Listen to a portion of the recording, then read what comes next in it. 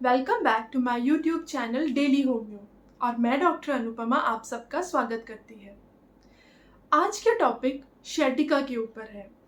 Sciatica क्या है, उसके कॉजेस क्या हैं, आपको उस टाइम क्या क्या एक्सपीरियंस हो सकता है, इसी के साथ साथ इसकी मैनेजमेंट और हमारी होम्योपैथी मेडिसिन।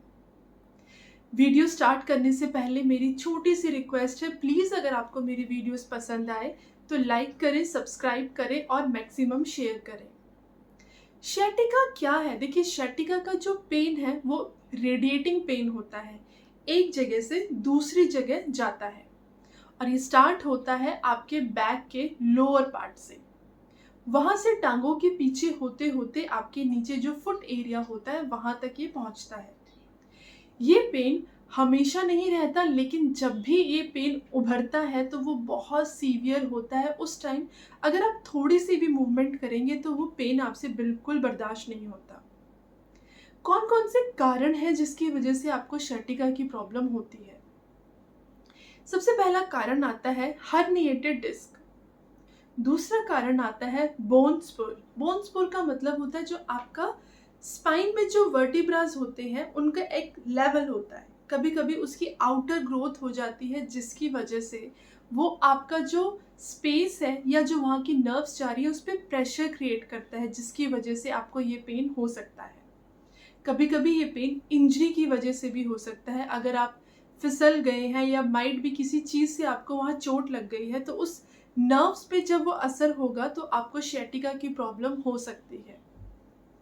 अब आपको बताओ इसमें क्या एक्सपीरियंस होगा। देखिए, ये पेन जो है वो स्टार्ट है आपके लोअर बैक से और वहाँ से वो रेडिएट होते होते पीछे की तरफ आपकी टांगों के नीचे वाले हिस्से तक पहुँचता है।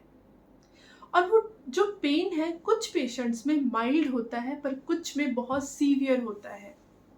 रेडिएटिंग पेन होने के साथ साथ ये शार्पिंग पेन है, ऐसा लगता है कोई तीखी सी चीज़ें चुभा रहा है। वो पेन बिल्कुल बर्दाश्त नहीं होता। ये कुछ कारणों से ज़्यादा हो जाता है, जैसे अचानक अगर आपको कोई झटका लग जाता है, इंजरी हो जाती है या बैठे बैठे भी ये पेन कभी कभार उभर जाता है।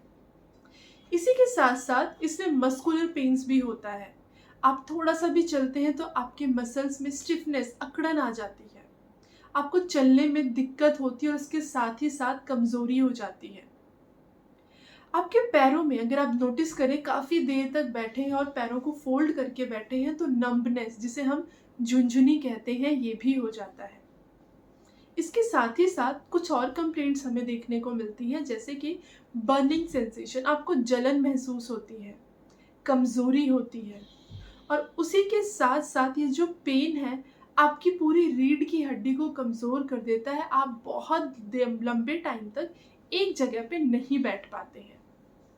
अब इसके बाद आता है मैनेजमेंट, कि आप होम्योपैथी मेडिसिन के साथ ही साथ इसे मैनेज कैसे करेंगे।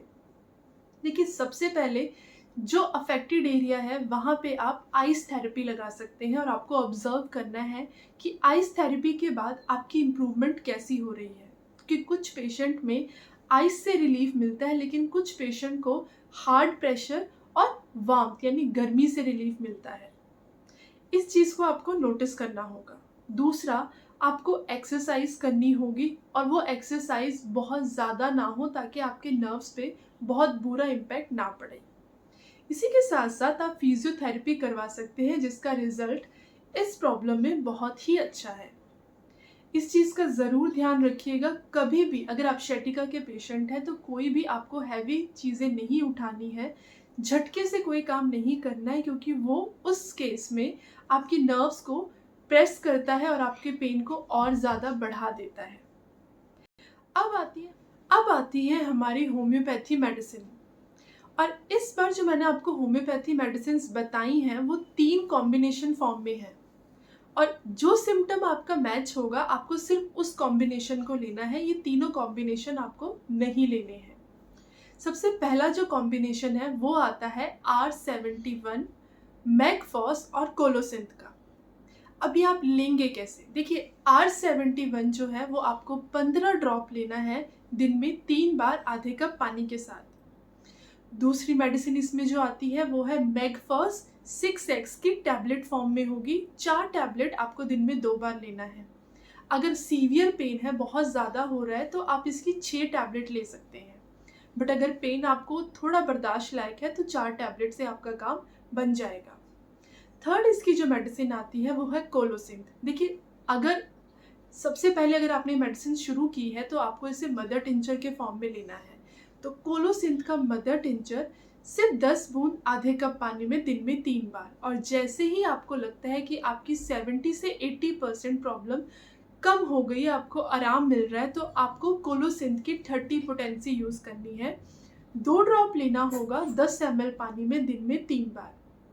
और कोलोसिंथ उन लोगों में ज़्यादा सूट करती है जिसको अगर हार्ड प्रेशर, मतलब अगर आप ज़ोर से अगर अपने नसों को दबाएंगे तो आपको आराम मिलेगा। उसके साथ ही साथ ये जो पेन है ज़्यादातर 4 से 9 के बीच पीएम में, शाम के टाइम पे ज़्यादा बढ़ जाती है। और इसका जो पेन है वो इलेक्ट्रिकल शॉक की तरह होता है, जैसे कि अचानक होगा और बहुत सीवियर होगा। आपको बेंडिंग डबल, अगर इसके साथ ही साथ आपके पेट में दर्द है तो आगे की तरफ झुकने पे आराम मिलता है, तो आपको कोलोसिंथ लेनी है। और सबसे मेन फीचर इसका ये है कि अगर आपको लेफ्ट लेग में पेन है, जो आपका पेन है रेडिएटिंग वाला, वो लेफ्ट एरिया में ज़्यादा है, तो कोलोसिंथ आपको बहुत सूट करेगी। दूसरा कॉम्बिनेशन जो आता है वो है हमारा विज़ल का। विज़ल का आपको WL36 नंबर लेना है। इसके साथ ही साथ दूसरी मेडिसिन है मैगफॉस 6X।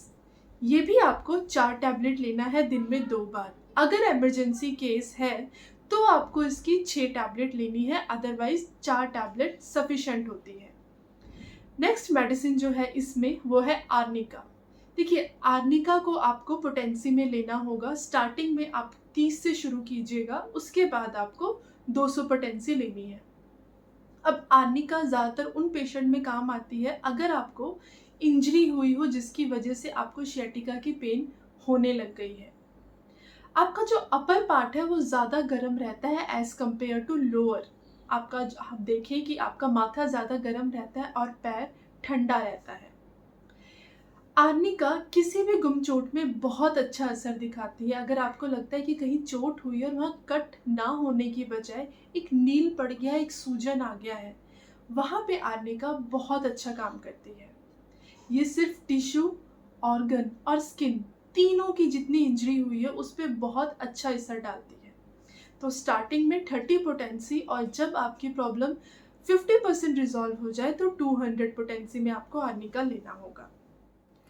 थर्ड हमारा आता है, उसमें आपको एडल्ट का 39 नंबर लेना है। दूसरी मेडिसिन इसमें आती है कल्केरिया फ्लोर। और कल्केरिया फ्लोर आपकी जितनी भी ओवरग्रोथ होती है बोन पे, उस पर बहुत अच्छा रिजल्ट दिखाती है।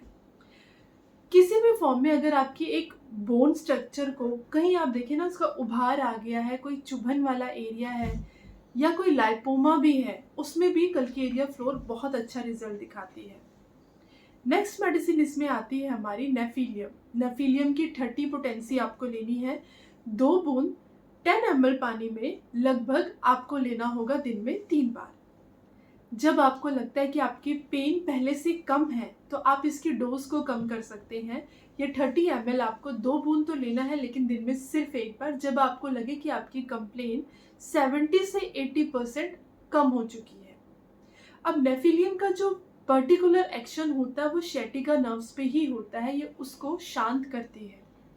उसके साथ साथ ये जीआईटी को भी डिस्टर्बेंस से बचाती है। अगर आपकी इनडाइजेशन की प्रॉब्लम है, नोजिया है, वॉमिटिंग है, कुछ भी खा रहे हैं वो हजम नहीं हो रहा, उसके साथ ही साथ आपके बैक में पेन है और नेक में स्टिफनेस आ जा रही है, अकड़न जकड़न वाली पेन है, तो भी हमारी नेफिलियम उसमें बहुत अच्छा काम करती है।